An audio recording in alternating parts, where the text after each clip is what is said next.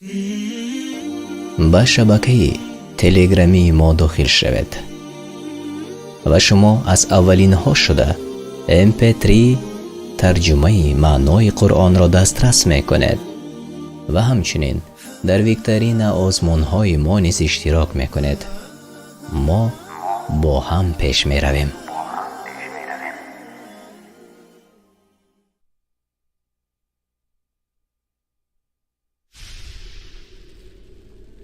ای فرزند آدم، ای عبدالله، اگر بدانید که در زیر تحت نظری نواربردار قرار دارد، بیشک کوشش میکنید با میل تمام همه خصلت‌های خوب خود را به نمایش گذارید. زیباترین لباس را اختیار میکنید، مقبولترین رفتار خواهید کرد و از صادر کردن خطای البته میترسید. بله، میترسید که خطای سر زند، چون که او را همگان تماشا میکنند. بعداً کوشش هایتان بی جواب میمانند. اما از الله خود که نوار برداری بالاترین و اعلا است، که نوارش یک لحظه هم خاموش نمی گردد، ثبتهایش تا روز قیامت نگاه داشته شده، کاهش نمی یابد و از روز به دنیا آمدن تا روز مرگ یگان لحظه از مد نظری نوار برداری الله دور نمی گردید، نمی ترسید. لباس زیبای پرهیزگار تقواست، آن را اختیار نمی کنیم و از تحت نظر تماشابینی بالاترین و اعلا قرار داشتن اندیشه نمی کنیم. حال آن که به هر یک عمل خیر با درجه ها جواب خواهیم گرفت و برعکس عمل جزا خواهیم گرفت. ای فرزند آدم، ای عبدالله، باقی قضاوت برای هر یک ما.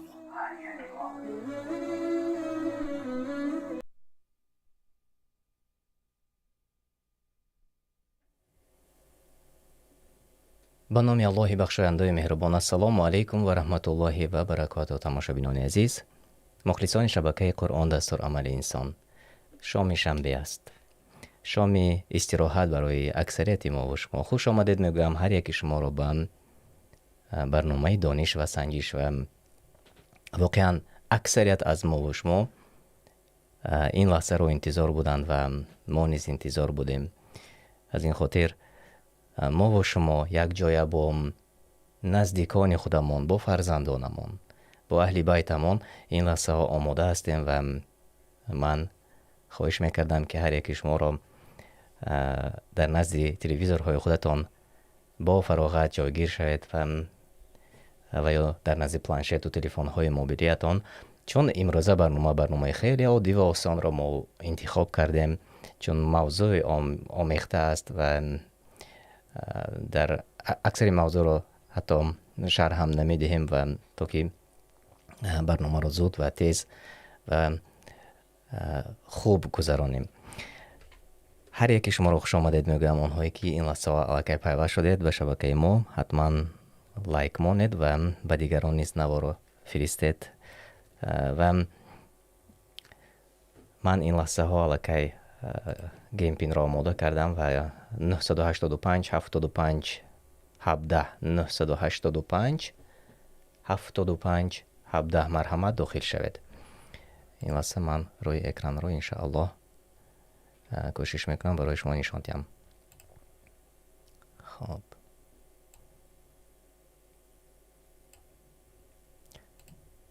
علاقه چند نفر داخل شدن ماشاءالله، خیلی خوب. 985 75 17 باری دیگر تکرار میکنم.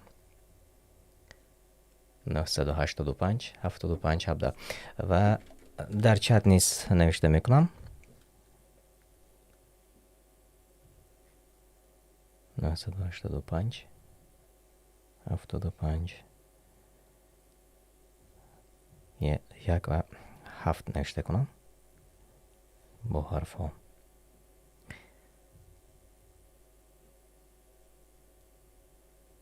مرحمت. خب اینجا محمد سلطانов سوال دادند که چگونه داخل شدن به دانش و سنجش عادی و آسان است. در شبکه اینترنتی در گوگل نوشته میکنید یا اینکه در همون فرق ندارد در اپرا یا اینکه در تلفن موبیلیتان نوشته میکنید kahoot.it و در جایی که گیم پین نوشته شده است آن گیم پینی که ما نوکک برای شما روان کردیم 985 75 17 نوشته میکنید و در جایی که نیک نیم نوشته شده است با خودتان تخلص انتخاب میکنید و شما داخل و بازی میشوید انشالله و خیلی عادی و آسان است انشالله. 12 نفر. من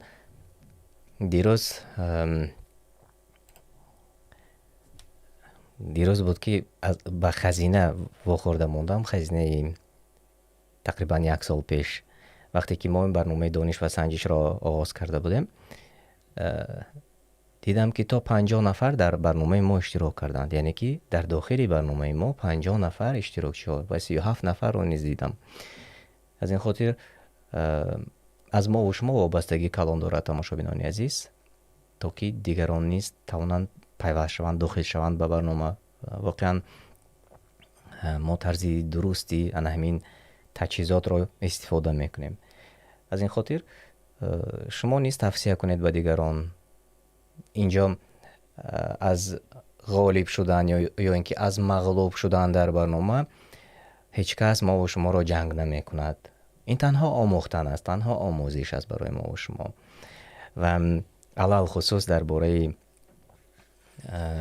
من چند وقت پیشتر نیز درباره جاسوسی یک چند حدیث ها را گفته بودم و در شبکه یوتیوبی قرآن دستورالعمل انسان هستن همون، چون در سوره حجرات نیست چند روز پیش ترجمه معنایش رو میکردیم.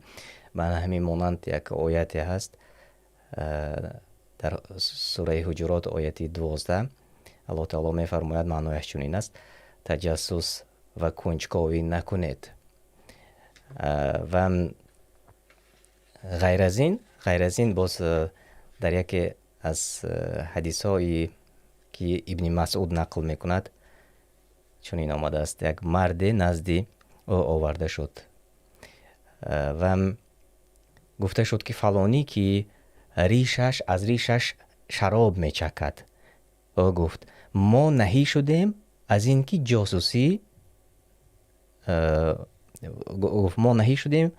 که جاسوسی نماییم، ولیکن اگر چیزی برای ما آشکار شود به آن تمسک میجویم، آن را قبول میکنیم. یعنی اکنون همین جاسوسی کردن برای مسلمان یا اینکه عیب جویی کردن خوب نیست، چون نهی شده است.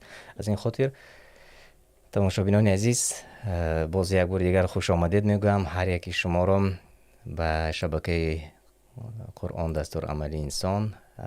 و از آن که ما و شما در برنامه برد نمیکنیم این یگان معنی به قول گلوبالی ندارد.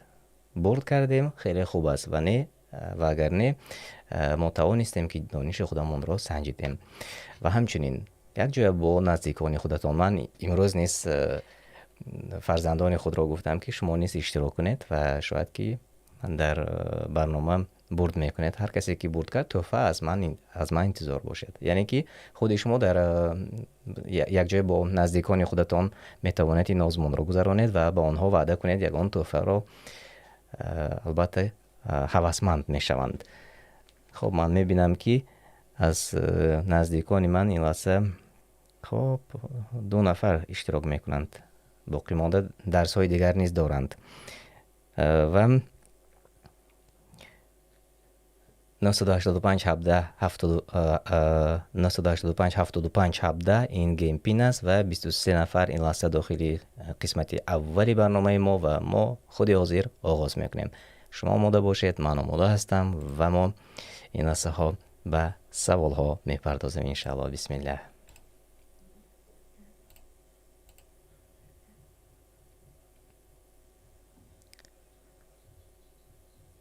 سوال اول: و مردم را ببینی گروه گروه به دین الله می درآیند، در کدام سوره آمده است؟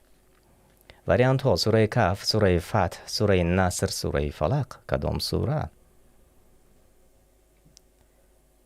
و مردم را ببینی گروه گروه به دین الله می درآیند، در کدام سوره آمده است؟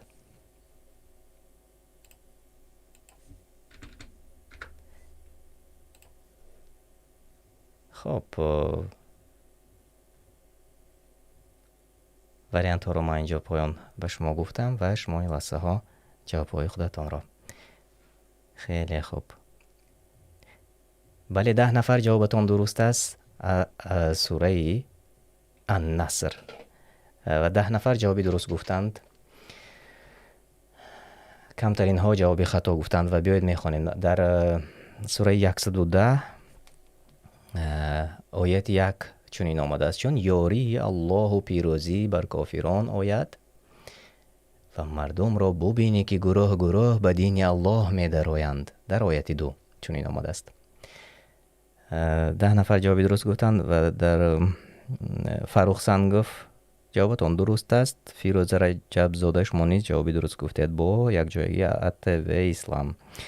خیلی خوب و میگذاریم و میبینیم که به پیش برآمد. در جای اول امید، محمد، ابراهیم، آمینه و سلمان، آنهایی که در جاهای نمایان قرار دارد. من شما رو تبریک میکنم. خیلی خوب. کمی کلانتر میکنم اکران را.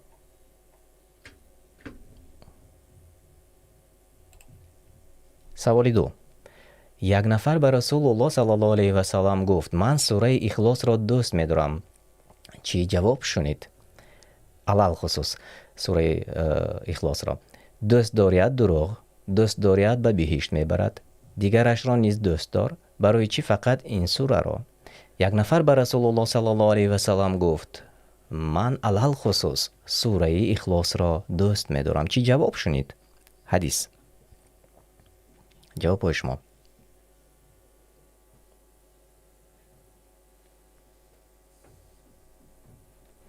بله، 16 نفر جوابی درست گفتند. دوست داریت به بهشت میبرد، از صحیح بخاری آمده است. هر کسی که اینجا زرد نوشته کرده جوابتان درست است. نورعلی ابراهیموف جوابتان درست است.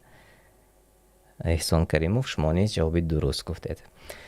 خیلی خوب و میبینیم که به پیش برآمد. امید، محمد جان، فاطمه گل، آمینه و محمد، آنهایی که در جاهای نمایان هستید، من شما را تبریک میکنم. سوال 3: کدامی از خلیفان را صاحب دو نور میگفتند؟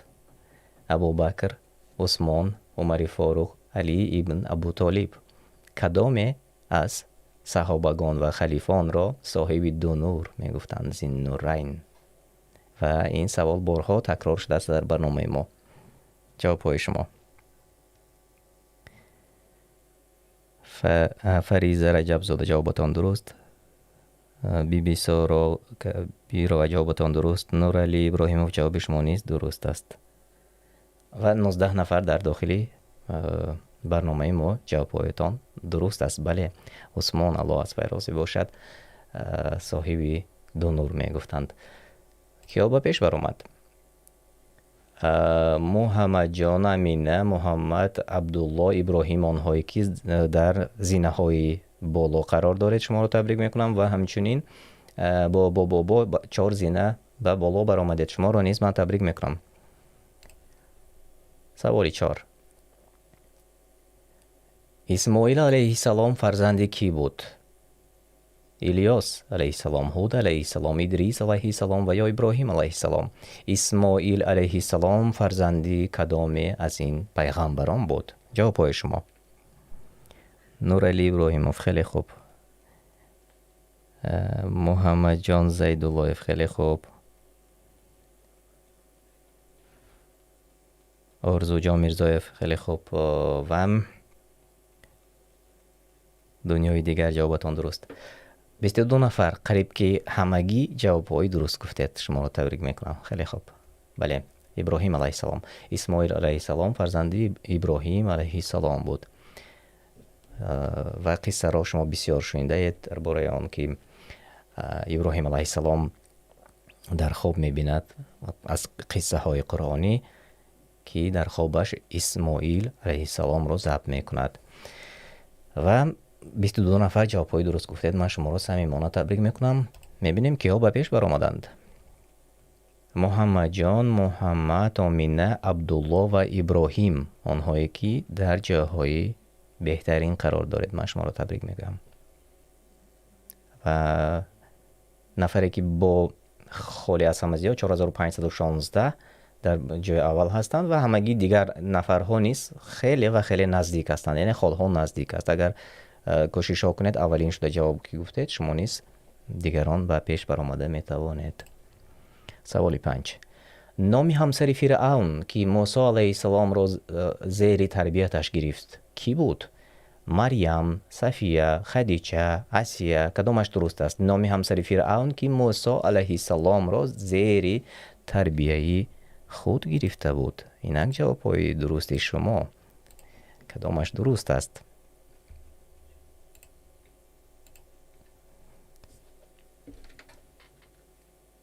خیلی خوب. جواب های درست رو من میبینم. از اولین شده از بی بی سارا آمده رسید. فیروز رجب زاده، محمد جان زیداللهیف، دنیای دیگر، یوان تیوی. جواب هایتان درست است و 24 نفر دیگر در داخلی برنامه ما جواب های درست گفتید. شما را تبریک میکنم. ولی آسیه و کیا به پیش برآمد؟ محمد جان، باز محمد، آمینه، عبدالله و ابراهیم، آنهایی که در جایهای نمایان هستید. من شما را تبریک میکنم. کمی کلانتر کردیم روی اکران را. و سوال 6. اگر پدران و برادرانتان کفر را به جای ایمان انتخاب کنند آنها را دوست میگیرید؟ در کدام سوره آمده است؟ التوبه، النساء، المؤمنون، النصر. اگر پدران و برادرانتان کفر را به جای ایمان انتخاب کنند آنها را دوست میگیرید؟ یا بود این گونه سوره و در کدام سوره؟ کی جوابی درست میگوید برای ما؟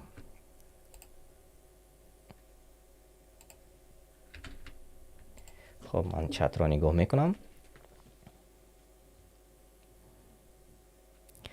در چت ایوان ایوانوف جوابتان درست بود. یگانه نفری که جوابی درست گفتن در چت. و در داخل برنامه ما بله 9 نفر جوابی درست گفتند. انا اینش به فکرم یک کم سوالی مشکل تر بود، چون نه همه جوابی درست گفتند. یعنی رقابت واقعا رقابت سالم است. بیایید اکنون درباره همین سوال کمی ایستاده میگذاریم و من این لحظه ترجمه معنا را عیناً میخوانم از سوره التوبه آیه 23. ای کسانی که به الله و رسولش ایمان آورده اید، اگر پدران و برادرانتان دوست دارند که کفر را به جای ایمان انتخاب کنند آنها را دوست نگیرید و سر و اسرار مسلمانان را به آنان فاش نکنید مادامی که آنان بر عقیده کفرشان هستند. پس هر کس از شما دوستشان بدارد همانا نافرمان برداری الله کرده است و از ستمکاران خواهد بود. این از تفسیری طبری بود و جواب درست بله سوره التوبه. بیایید اکنون میبینیم که ها به پیش برآمدند. جای عوض‌کنی رو می‌بینیم. در جای اول محمد، آمینه، عبدالله، سلمان و محمد جان. در واقع ما گفتیم که آمیخته کنیم سوال‌های آسان و یگان سوال‌های کمی مشکل تر، اما به زندگی نزدیک است، حیاتی است تماشابینان عزیز. اما این معنای آن را ندارد که پدر مادری یا اینکه برادران مؤمن و مسلمان داشته باشند و نافرمانی آنها کنند. نه، البته این به آنهایی که کفر ورزیدند گفته می شود در همین آیت سوره توبه. از آن خاطر مبادا خطا نفهمید. و خب می گذاریم به سوالی 7. کدامی از مشرکان می گویند که عزیر پسر الله است؟ نصارا، بت پرستان هندی، یهودیان و یا اتئیستان. کدامی از این مشرکان می گویند که عزیر پسر الله است؟ جواب شما.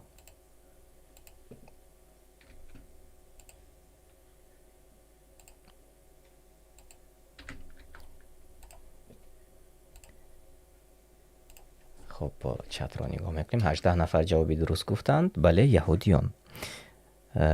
در چت ما بی سارا جوابتان درست بود، فروخ سنگ جوابتان درست بود، محمد جان، زید و لایف اولین شده آنهایی که 3 نفری که جوابهای درست برای ما گفتند و 18 نفر در داخلی ما جوابهای درست گفتند. بله، در سوره توبه آیت 30 چنین آمده است. بیایید آن را نیز خوانده میگذاریم، عیناً میخوانیم. یهودیان گفتند که عزیر پسر الله است و نصارا گفتند که مسیح یعنی عیسی پسر الله است. این سخنی است که اصل ندارد، مانند گفتار کسانی است که پیش از این کافر بودند. الله لعنت و نابودشان کند. پس چگونه از حق به سوی باطل برگردانیده می شوند؟ این بود کمی شرح و تفسیر از سوره توبه آیه 30. بیایید اکنون قسمت خوبی برنامه من رسیده آمد. بیایید میبینیم که کیا به جای اول برآمدند. جای سیوم عبدالله، من شما را تبریک میکنم. جای 2 نصیبی آمینه گردید. تبریک میکنم شما را. و جای اول نصیبی محمد، مبارک باشد. و سلمان و محمد جان نیز در جایهای بالا بودند. تبریک میکنم، جاهای نمایان. یک بار دیگر من شما را تبریک میکنم. واقعا رقابتی خوب بود و سوالهای آسان هم بود. از این خاطر یک بار دیگر تماشا میکنیم. جای 3 عبدالله، جای 2 نصیبی آمینه و جای اول نصیبی محمد گردید. سلمان و محمد جان نیز در جاهای نمایان بودید. ما شما را تبریک میکنم. خیلی خوب. و اگر شما آماده باشید، ما نیز آماده هستیم که قسمتی دیگری برنامه را این لحظه ها آماده کنیم و در قسمتی دیگر شما توانید اشتراک کنید.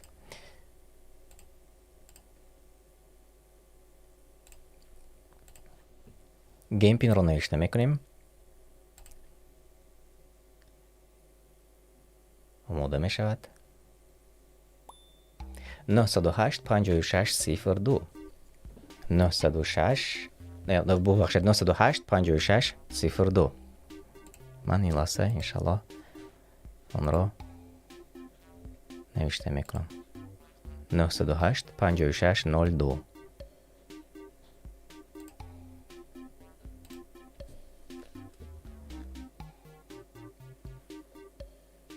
احسان کریموف سوال دادند که چگونه اشتراک میکنند. احسان، هر نفری که در داخلی برنامه هستند و اشتراک میکنند، آنها یا 2 تلفن دارند یا اینکه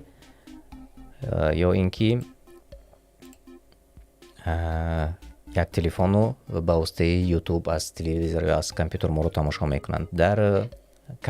در کامپیوترشان kahoot.it نوشته میکنند و در جایی که گیم پین است 908 56 02 نوشته کردند و در جای نیکنیم به خودشان تخلص انتخاب کردند و داخل به برنامه شدند. این گونه است و من این لحظه یک مرتبه و شما تماشابینان عزیز در روی اکران نشان میدیم انشالله طرز داخل شدن رو. خب در گوگل نوشته میکنید کاهوت نقطه ت. خب در سطر اول میبراید این گونه، در سطر اول میبراید ببینید. این رو پخش میکنید یک بار.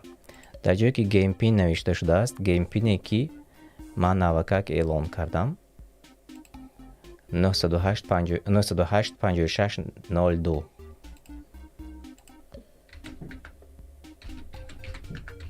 این گونه نوشته میکنید و اینتر رو پخش میکنید. در جایی که نیک نیم نوشته شده است و خودتون تخلص انتخاب میکنید.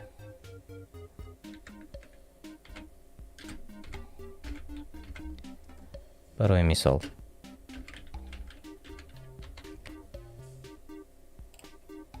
خب من داخل شدم، باید داخل شده باشم. بیاید میبینیم. ببینید من این لحظه داخل به برنامه شدم چون که شما میبینید. شما نیستن همین گونه میتوانید که به برنامه داخل شوید. از این خاطر گفتم که خیلی عادی و خیلی آسان است طرز پیوست شدن. هر یکی شما میتوانید اشتراک کنید چون برنامه ما مستقیما است و هر جایی که شما ما رو تماشا میکنید شما مستقیم تماشا میکنید برنامه های ما رو. 27 نفر ماشاءالله، خیلی خوب، خوش آمدید. خیلی خوب. همون قدری که ما زیاد میشویم باور کنید برای من نیست، این یک خرسندی است چون سوال ها را آماده میکنیم و البته که میخواهیم که زیاد نفران اشتراک کنند در داخل برنامه و اگر شما داخل شده نتوانستید میتوانید زیر چت نیست نوشته کنید انشالله.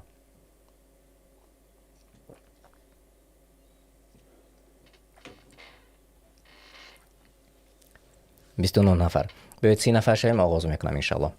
انتظار شویم، کمی دیگر انتظار شویم، 30 نفر شاید میشته باشیم. ماشاءالله. اکنون آغاز میکنیم. قسمت دوم. بسم الله. سوال ها.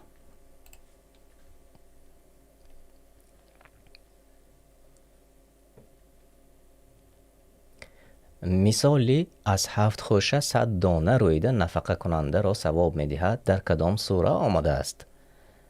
سوره الکهف، بقره، توبه و یا ملک. مثالی از 7 خوشه 100 دانه رویده نفقه کننده را ثواب میدهد در کدام از این سوره ها آمده است؟ وریانت های خودتون را نوشتن گیرید، باکی ندارد. اگر کسی جوابش نادرست باشد هم مهمش ما انشالله یک کمی شرح میدهیم این را. بله 15 نفر جواب درست گفتند. سوره بقره و آیت 261. من عیناً این لحظه ترجمه معنا را خوانده میگذارم تماشابینان عزیز. کمترین ها جواب خطا گفتند. ببینید اکثریت جوابشان درست بود. اکثریت جوابشان درست بود. خب ببخشید من چت را نگاه نکردم. عالم جان محمد جانف جوابتون درست بود. یوانتوی جوابتون درست بود. علی کمالوف بله جوابتون درست بود. آنهایی که در چت ما نوشته کردند اولین شده. و از روش تفسیری میسر من کوتاه خوانده میگذارم. مثال مؤمنانی که مالهایشان را در راه الله صرف میکنند مثل دانه است در زمین پاک کاشته شده که 7 خوشه میرایاند و در هر خوشه 100 دانه است و الله برای هر کس که بخواهد ثواب آن را چند برابر می نماید و این بر حسب ایمان و اخلاص کامل است که در قلب نفقه کننده قرار دارد و الله فراخ نعمت و از نیت بندگانش باخبر است. این هر کسی که در راه الله صدقه می کند، نفقه می کند، این گفته ها برای همان نفر است و آن نفقه و آن صدقه هر گونه می شود. به غیر از مالی باز ترس های دیگر نیز دارد و انا همین تقسیم کردن نواری که فایده آور است آن نیز انشاءالله به خواست الله سبحانه و تعالی برای ما و شما انشاءالله چون اجر نوشته شود دعا میکنیم. و بیایید اکنون میبینیم که ها به پیش بر آمدن تماشاگران عزیز. 15 نفر جواب های درست گفتند. بابا مبارک باشد. محمد، علی کمالوف، عمر، مدینه، آنهایی که در جایهای اول قرار دارید. نگفته نمانم که این بخش ما از 8 سوال عبارت است، چرا که سوال ها خیلی آسان بود. از این خاطر من 8 سوال انتخاب کردم، چون بعضی سوال ها شرح دادن نمیخواهد، آسان است. چون که سوال 2، کسانی که شب و روز جای نقطه را پر میکنند مال خود را برای رضایت الله نفقه میکنند پاداششان نزد پروردگارشان است.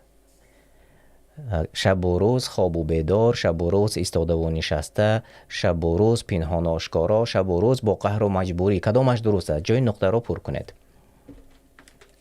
از سوره بقره آیت 274 جواب های شما. 30 ثانیه وقت داشتیم و جواب ها رو من نگاه میکنم که محمد جان زیدالله جوابتان درست. خیلی خوب. فروخ سن گفت جوابتان درست بود. اسیه نیست جوابتان درست بود. بله، پنهان و آشکارا 19 نفر جوابی درست گفتند. اکثریت ببینید، اکثریت جوابی درست گفتند. الله پاک است. حاجت به این برنامه نیست، الله پاک است. و در واقع تماشاگران عزیز، ماشاءالله من چون وریانت ها با هم مانند بود و من باور نداشتم که اکثر جواب های درست میگویند، چون وریانت با هم مانند است و اکثر جواب های درست گفتند. بیاید من عیناً خوانده میگذارم. سوره بقره آیت 274 ترجمه معنا را. کسانی که شب و روز پنهان و آشکارا مال خود را برای رضایت الله نفقه میکنند پاداششان نزد پروردگارشان است و نه ترس در آخرت بر آنهاست و در دنیا، یعنی نه در دنیا و نه در آخرت ترس است برایشان. از آنچه که از آنها فوت شد اندوهگین نمی شوند.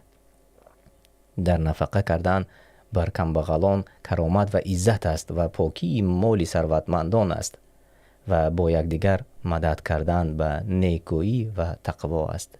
این گونه فضل و بزرگی را بنده در رضایت الله میتواند یافت، نه در صدقه کردن به قهر و یا مجبوری. یعنی چون این بود ترجمه معنا. خیلی خوب. و بیایید اکنون میبینیم که ها به پیش بر آمدند. محمد در جای اول، آمینه، عبدالله، حیدر و مدینه، آنهایی که در جای های نمایان قرار دارید من شما را تبریک میکنم. خب اینجا نوشتن که باید جواب در کجا نوشته کنیم. تماشاگران عزیز، شما نیز باید داخل شوید به برنامه. جواب را نوشته نمیکنید بلکه رنگ را انتخاب میکنید. اونجا رنگ پیدا میشد، رنگی درست رو که شما پخش کردید جواب شما الکی در سیستم کامپیوتری پیدا میشد و ما میبینیم آن را انشاءالله. از این خاطر اول داخل شوید به برنامه kahoot.it و بعدا میتوانید قوه آزمایی کنید انشاءالله. سوال 3، ارکان اسلام: شهادت، نماز، زکات، روزه و باوری به فرشتگان، صدقه، حج و یا 4 تا تمام است. کدامش درست از وریانت های شما؟ ارکان اسلام: شهادت، نماز، زکات، روزه و کدام از این وریانت های در پایان بوده؟ امین جان امینی جوابتون درست. خیلی خوب.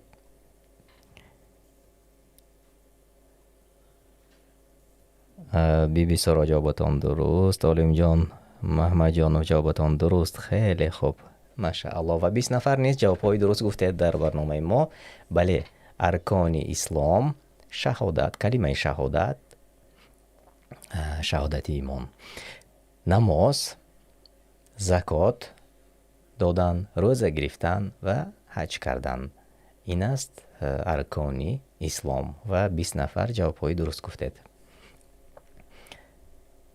همگی 5 نفر با ارکان ایمان شاید که آمیخته کردن و یک نفر حتی گفتند که 4 تا تمام است، گفتند نه 5 تا است، 4 تا تمام نیست.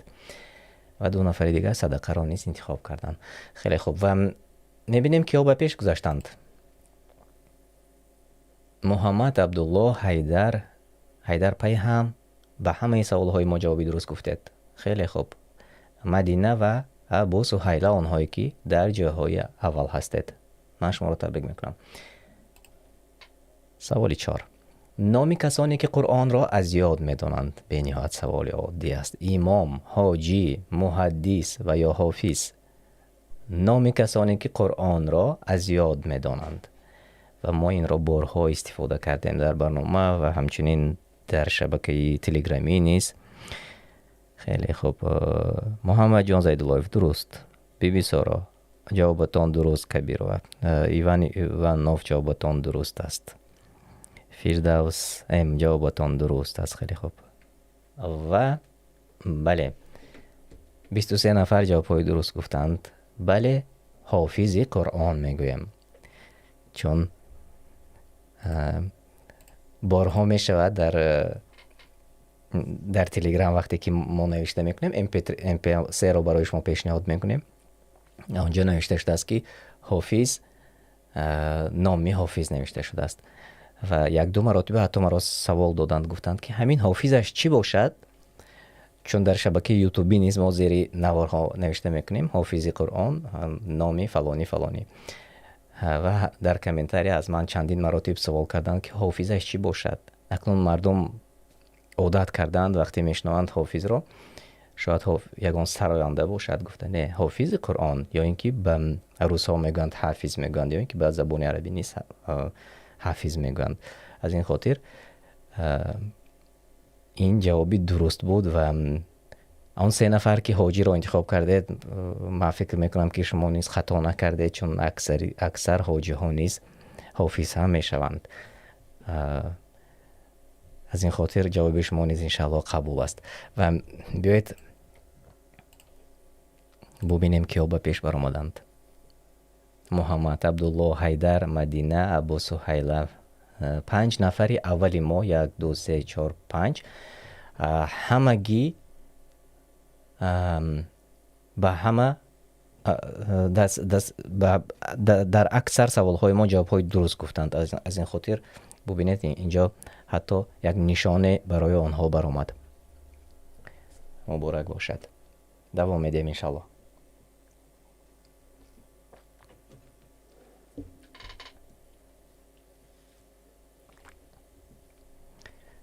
خب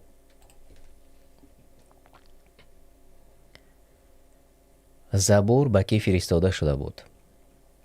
به الیاس علیه السلام، هارون علیه السلام، داوود علیه السلام و یا موسی علیه السلام. زبور، کتاب زبور به کدامی از پیامبران روان شده بود، فرستاده شده بود؟ جواب های شما. ایوانوف جوابتان درست. بیبی سارا کبیر و جوابتان درست. عبدالباسط مامورف بله. امین جان امینی بله درست. فیردوس درست. خیلی خوب. قریب همه جواب های درست میگویند. قریب همه جواب های درست گفتند. بله واقعا به داوود علیه السلام زبور فرستاده شده بود. کمترین ها خطا گفتند. یکی موسی را انتخاب کرد و دیگری هارون علیه السلام را. جواب درست کتاب زبور به داوود علیه السلام فرستاده شده بود و همین جواب درست بود. خب بیایید میبینیم که به پیش بر آمدن. تماشاگران عزیز، محمد عبدالله حیدر، ابو سهیله و مدینه آنهایی که در جاهای پیش هستید شما رو تبریک میکنم. تماشاگران عزیز خوش آمدید میگویم، همونهایی که اولین مراتب شما نوشته کردید که به برنامه ما پیوست شدید، داخل شدید، الله شما راضی باشد، خوش آمدید به برنامه ما. اکثریت از شما میپرسند که چگونه داخل شویم، چون تقریبا 1 سال است که برنامه ما هر هفته روزهای شنبه پیشکشی شما می شود و اکثر آنهایی که اشتراک میکنند الکی میدونند طرز وارد شدن را و من از این پیش نیز نشان دادم طرز داخل شدن را. یک بار دیگر تکرار میکنم، کهود نقطه ایت نوشته میکنید و به زبان لاتینی با حرفای لاتینی کهود نقطه ایت و در جایی که گیم پین است 908 56 02 نوشته میکنید و نیکنیم به خودتان تخلص انتخاب میکنید. شما نیز حتما در برنامه ما میتواند اشتراک کنید و چند سوال دیگر باقی مانده است. 6. در حدیث درباره کی گفته می شود؟ رضاگی الله در رضاگی و غضب الله در غضب، رضاگی برادران، رضاگی والدین، همسایگان و یا دوستان. در حدیث درباره کی گفته می شود؟ راضگی الله در راضگی کی و غضب الله در غضب کی. همین وریانت ها در پایان است. مرحمت. اینش نیست آسان است. ایوانوف بله. محمد جان زیدلوف بله. بی سارا کبیرا بله جوابتان درست است. ولاد جوابتان درست است. عبدالرحمانوف محمد طاهر بله جوابتان درست است. ماشاءالله. و 22 نفر در برنامه ما نیز جواب‌های درست گفتند. کمترین ها جواب خطا گفتند. 1 نفر دوستان انتخاب کردند و 1 نفر برادران را انتخاب کردند. راضگی والدین در حدیث چنین آمده است. درباره کی گفته می شود؟ راضگی الله در راضگی والدین و غضب الله در غضب پدر و مادر. از این خاطر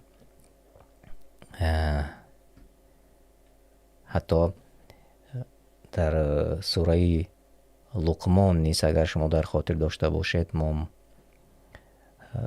در این موضوع گفته بودیم و الله تعالی نیست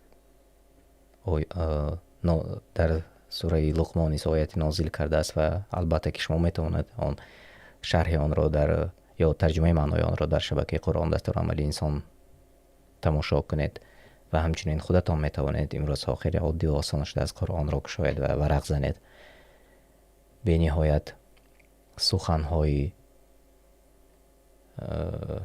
درباره پدر مادر، حتی درباره اوف گفتن به پدر مادر و چون باز در شرح و تفسیرها آمده است که اوف گفتن نه تنها اوف گفتن است، یعنی در کلمه یعنی همین اوف گفتن منظور چقدر چیزهای دیگر است. از این خاطر شما با تحقیق باشید تماشابینان عزیز. یعنی هر چیزی که ما گفتیم عیناً آن را شما قبول نکنید، البته تحقیق کنید، چون جواب درست و راهی راست هدایت یافتن در جستجو کردن و تحقیق کردن ما و شماست. از این خاطر امروز ها در اکثر موضع ها به قول کارکارانه از پس یگان نفر رفتن ها خیلی زیاد شده است. یعنی که انا همین کاری درست نیست. این شرک است که گفته شرکی که میبینید و آن شرک را شما میگوید که این شرک است، همین کار را نکنید. در جواب میگویند که آخر آن همان امام مسجد ما دانشمند است که وی میداند که وی چه خیلی شرک میکند. وقتی که میگویند که آخر در قبرستان مثلا رفته چاروا ضبط نکنید، این در سنت نآمده است، این در قرآن نآمده است.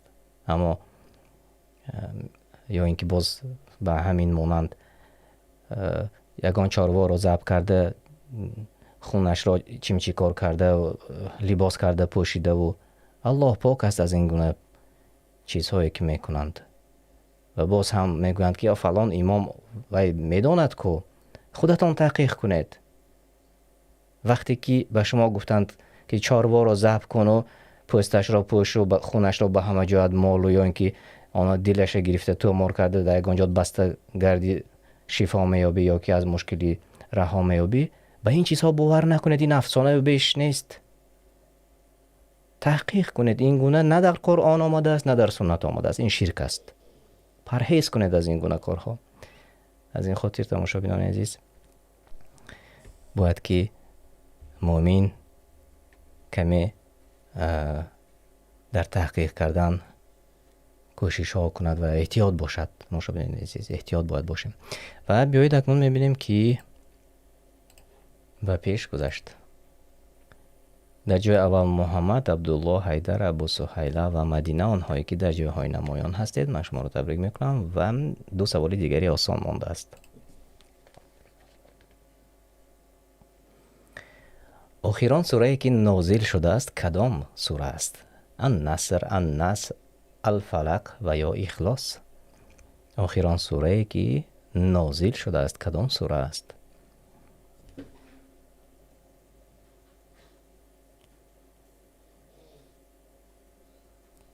خب جواب های درست را در چت نمی بینم.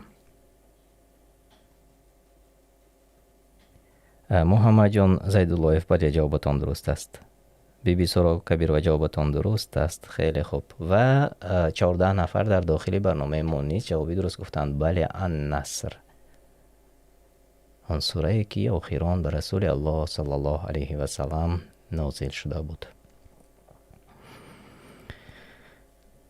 و 14 نفر جوابهای درست گفتند. اکثر النصر را انتخاب کردند چون در قرآن وقتی ورق میزنند میبینند که نزدیک به آخران است، فکر میکنند که آن است، چون 114 هم سوره است.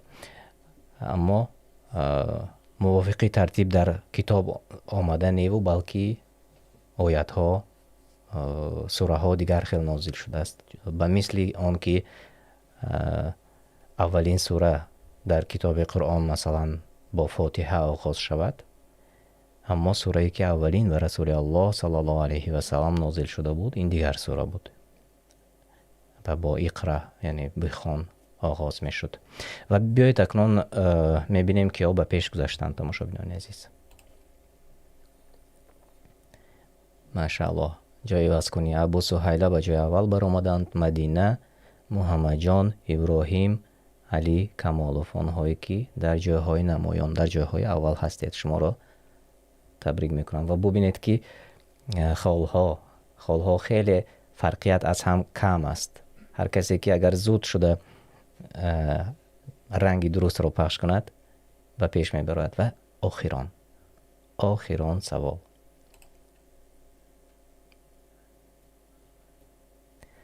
از اینها که اولین شده به پیغمبر صلی الله علیه و سلم باور کرد و تخلص باوریناک را گرفت؟ انس ابن مالک، ابوبکر صدیق، عمر فاروق، ابو هریره. از اینها که اولین شده به پیامبر صلی الله علیه و سلم و با آنچه که آمده است رسول الله صلی الله علیه و سلم ایمان آورد. وریانت های پایان را انتخاب کنید کدامش درست است. به نهایت سوال آسان است. بله جوابی درست است. محمد جان زیدالله آمده رسید. فردوس ام بی سارا جوابتان درست است. سعید جوابتان درست است. قدرت الله حسنوف بله جوابتان درست است. عبدالرحمن نف جوابتان درست است. و 22 نفر در داخل برنامه ما نیست جوابهای درست گفتید. مبارک باشد. کمترین ها جوابشان خطا بود. یک نفر عمر فاروق انتخاب کردند و یک نفر ابو هریره را، چون از نام ابو هریره را بسیار میشنویم امروز ها. حدیث را از کی نقل کرده است؟ ابو هریره نقل کرده است و بسیار حدیث ها نقل کرده است. از این خاطر شاید همین رنگ را انتخاب کردند و یا شاید از نادانی. بیت ببینیم اکنون کی به پیش برآمد. قسمتی دوست داشته ما فرا رسید. جای سیوم محمد جان من شما را تبریک میکنم. جای دو ابو سهیله تبریک میکنم شما را. جای اول نصیب مدینه گردید. مبارک باشد. ابراهیم و علی کمالوف نیز به جایهای نمایان برآمدید. مبارک باشد. خیلی خوب. و در واقع رقابتی سالم و رقابتی خوب بین ما و شما بود. تماشاگران عزیز یک بار دیگر تماشا میکنیم. همین قسمت رو به نهایت دوست می‌دارم. محمد جان مبارک باشد جای سیوم. ابو سهیله جای دو. ҷойи аввал насиби Мадина ва ҳамчунин Иброҳим ва Али Камолов низ дар ҷойҳои намоён қарор доштед. Муборак бошад. воқеан хеле хуб аст, хеле хуб. ва ман аз он боз хурсанд ҳастам ки дар барномаи мо занҳо низ иштирок мекунанд, чун аз занҳо вобастагии калон дорад, чун насли ояндаи мо, фарзандони мо зиёдтар вақташон бо модарон аст. аз ин хотир модарон низ иштирок мекунанд дар барномаи мо, онҳо низ як чизи навро барои худашон мегиранд. ин боиси хурсандист. алло аз ҳар яки шумо розӣ бошад. тамошобинони азиз, хеле хуб шуд ки имрӯз вақтатонро барои гирифтани дониш бо мо пайваст шудед ва якҷо бо мо будед, чун мефаҳмам ки вақт бениҳоят қимат аст. аз ҳама чизи гаронтарин ин вақт аст ва онро чӣ гуна бояд сарф кунем ва ба куҷо сарф мекунем, чун ин муҳим аст. дар аксари мавзеъҳо, алалхусус дар баъзе ҷойҳое ки мову шумо медонем, онҷо вақтро чӣ гуна сарф мекунанд. ана футбол будааст, биё тамошо кунем. ҳатто вақти намоз ки омада расад фаромӯш мешавад ки вақти намоз буд, фаромӯш шуд бо футбол. ё ин ки боз ягон инаш ко хуб аст, як каме хубтар аст, варзиш аст. дар ҷои дигар кино тамошо мекунанд, ё ин ки аз ҳама боз қисмати поёнтару пасттараш ягон сарояндаву навозандаю дигарро тамошо мекунанду боз омехта шудааст бо суратҳои фаҳши дигару. ана инаш вақти зоеъ аст. аз ин хотир тамошобинони азиз, ташаккур мегӯям барои шумо ки вақтатонро ба як чизе ки хуб аст ва як чизе ки мо шумо тавонистем як нав дониши нав гирем, илми нав гирем, як чизи ба саволе ки намедонистем ҷавоб пайдо кунем, ба он сарф кардед. ва иншаалло умедворем аз Аллоҳ субҳанаҳу таъло ки ҳар яки мо шумо соҳиби аҷр ва камшавӣ аз гуноҳонамон бошад бароямон. то вохӯриҳои дигар хонобод ва сарбаланд бошед. аллоҳ шумо ва аҳли пайвандони шуморо ҳифз кунад дар паноҳаш. мо бошем иншаалло боз рӯзҳои наздик дар шабакаҳои ютубӣ бо шумо во мехӯрем ва интизор бошед. рӯзҳои наздик тарҷумаи маънои сураи алҷин пешниҳоди шумо мешавад бо садои ҳофизи қуръон Сиратулло Раупов. ва иншаалло рӯзҳои наздик боз баъзе тарҷумаи маънои сураҳоро пешкашатон мекунем, ҳам тариқи наворӣ бо яке аз бародарони мо Аҳмед Абдураҳмон аз Сведан. иншаалло он барномаҳоро интизор бошед. хайр, бо шумо хайру хуш мекунам. то вохӯриҳои дигар хонобод ва сарбаланд бошед.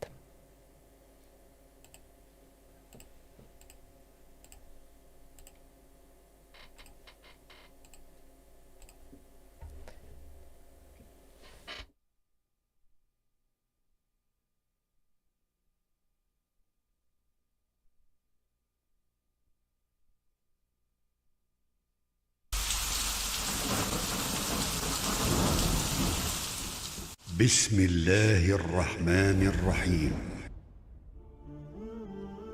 ҷабраил алайҳи салом маро гуфт: ё муҳаммад, чунон ки мехоҳӣ зиндагӣ намой, дар охир хоҳӣ мурд. ҳар киро мехоҳӣ дӯст бидор, дар охир аз вай ҷудо хоҳӣ шуд.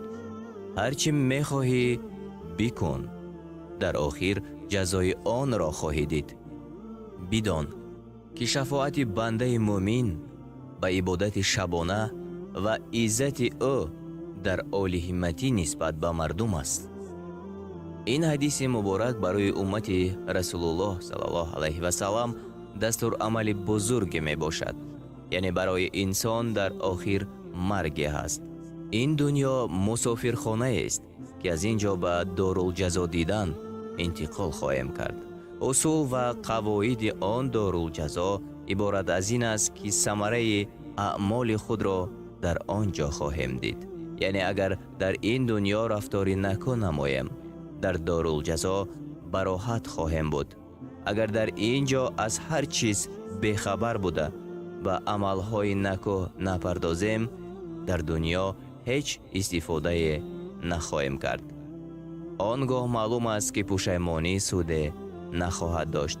آنهایی که میخواهند به مرحمت خداوند تعالی نائل و مشرف شوند، میباید شبها نیز عبادت نمایند. انسان اگر عزت را طلب نماید، باید که از مردم استغنا جوید.